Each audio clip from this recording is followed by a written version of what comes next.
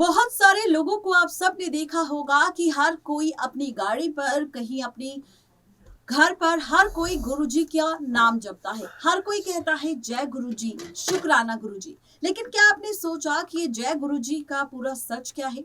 आज हम गुरुजी की इसी महिमा पर करेंगे आप सबके सामने खुलासा। आपको बताएंगे कि आखिर छतरपुर के बड़े मंदिर यानी कि गुरुजी का जो बड़ा मंदिर है, उसकी गाथा क्या है, उसकी मान्यता क्या है, और साथ ही आपको गुरुजी के जन्म से लेकर उनकी महासमाधि तक का इंट्रोडक्शन भी देंगे।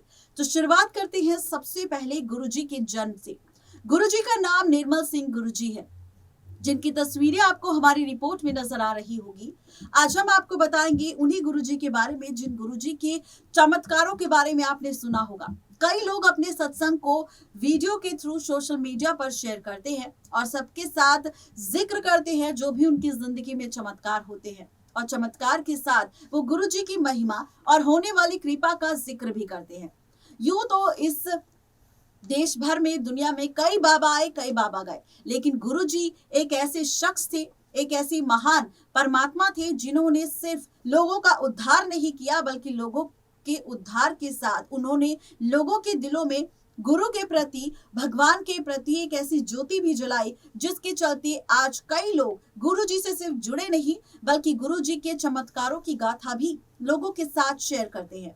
आज कुछ ऐसे ही चमत्कारों को लेकर हम बात करेंगे और साथ ही गुरुजी के बारे में आपसे खुलकर बात करेंगे। तो देखिए स्पेशल रिपोर्ट। गुरुजी जो दिव्य प्रकाश है, जो धरती पर मानवता को आशीर्वाद देने और जागरूक करने के लिए आए थे। पंजाब के मलेर कोटला जिले के डुगरी गांव में 7 जुलाई सन 1954 को सूर्योदय गुरुजी का जन्म की अनाउंसमेंट हुई थी। गुरुजी ने अपनी शुरुआती जिंदगी डुगरी के आसपास में ही बिताया। वहीं पर डुगरी में गुरुजी का स्कूल, कॉलेज और वहीं से अर्थशास्त्र और राजनीति शास्त्र में उन्होंने अपनी ग्रेजुएशन की डिग्री प्राप्त की थी। लोग कहते हैं कि गुरुजी बचपन से ही अध्यात्म की ओर थे और अध्यात्म की ओर बढ़ते नजर आते थे। अध्यात्म की उस चिंगारी को पूर्ण रूप से दीप बनाने में ज्यादा वक्त नहीं लगा। गुरुजी के आशीर्वाद की गंगा सैकड़ों हजारों लोगों तक पहुंची। गुरुजी जालंधर, चंडीगढ़, पंचकूला, नई दिल्ली के साथ और भी कई जगहों पर सत्संग की उन्होंने शुरुआत की थी। यहाँ पर उनका आशीर्वाद लेने इंडिया और दुनिया भर से दूर दूर से लोग आते थे। गुरुजी के सत्संग में चाय और लंगर प्रसाद दिया जाता था, जिसमें गुरुजी का विशेष दिव्य आशीर्वाद और दिव्य शक्ति भी होती थी। भक्तों को गुरुजी की कृपा का अनुभव अलग अलग रूपों में होता था।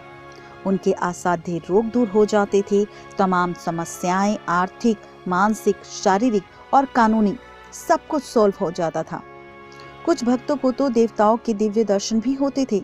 कहते हैं कि गुरुजी कुछ भी असंभव को संभव कर सकते थे, क्योंकि उन्होंने ही भाग्य लिखा था और वो हमारे भाग्य को बदल भी सकते थे। गुरुजी के दरवाजे सभी लोगों के लिए समान रूप से खुले थे, चाहे वो उच्च वर्ग का हो या फिर निम्न वर्ग का, गरीब हो या फिर अमीर, धर्म संप्रदाय का हो या फिर किसी और धर्म का। साधारण से साधारण आदमी और बड़े से बड़ा आदमी उनके पास आशीर्वाद लेने जाता था। राजनेताओं, नौकरशाहों, सशस्त्र सेवा कर्मियों, डॉक्टर्स, व्यापारियों की लाइन उनके मंदिर के बाहर लगी रहती थी। सबकी जरूरत थी और गुरुजी ने बिना किसी भेदभाव के सबको समान रूप से आशीर्वाद दिया। विश्व के किसी भी कोने में बैठे श्रद्धालुओं को उतना ही फायदा मिलता था जितना कि उनको जो लोग उनके पास बैठे थे उनके पैरों को छूते थे। सबसे अहम बात तो ये थी कि भक्त का संपूर्ण आत्मसमर्पण गुरुजी के अडिग विश्वास था। गुरुजी दाता थे। उन्होंने कभी भी किसी से कुछ नहीं लिया और ना ही किसी से लेने की कोई उम्मीद रखी। कल्याणकर्ता गुरुजी कहते थे, मेरा आशीर्वाद हमेशा तुम्हारे साथ रहेगा। और हमेशा का मतलब ये नहीं कि सिर्फ इस जन्म में, बल्कि उनका कहना था कि उनका आशीर्वाद भक्त के साथ निर्वाण तक रहेगा। गुरुजी ने कभी कोई उपदेश नहीं दिया, कभी कोई रस्म निर्धारित नहीं की, फिर भी उनका संदेश भक्त तक कैसे पहुंच जाता था, ये केवल भक्त ही बता सकता है। इस विशेष संबंध, इस विशेष कनेक्शन से भक्त को न केवल खुशी बल्कि स्फूर्ति भी मिलती थी, बल्कि इसकी वजह से ही भक्त का एक गहरा रिश्ता उनके गुरुजी से जुड़ता था, जो काफी बदलाव लाता था। भक्त एक ऐसे स्तर पर पहुंच जाता है जहां आनंद, तृप्ति, शांति एक साथ आसानी से मिल जाती है। गुरुजी के चारों ओर दिव्य सुगंध गुलाबों की रहती थी, मानो गुलाब के फूल चारों ओर खिल चुके हों। आज भी गुरुजी की खुशबू उनके भक्तों को गुरुजी के होने का एहसास दिलाती है। अब बात करते हैं गुरुजी की महासमाधि की। 31 मई 2007 को गुरुजी ने महासमाधि ले ली थी। उन्होंने कभी भी कोई उत्तराधिकारी घोषित नहीं किया था, क्योंकि दिव्यता का कोई उत्तराधिकारी नहीं होता।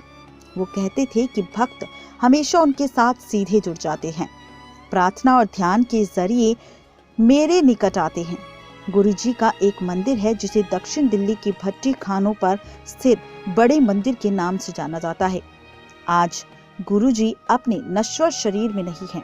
उनका आशीर्वाद अभी सभी भक्तों पर समान रूप में बरस रहा है। नेक्स्ट 9 लाइव की रिपोर्ट।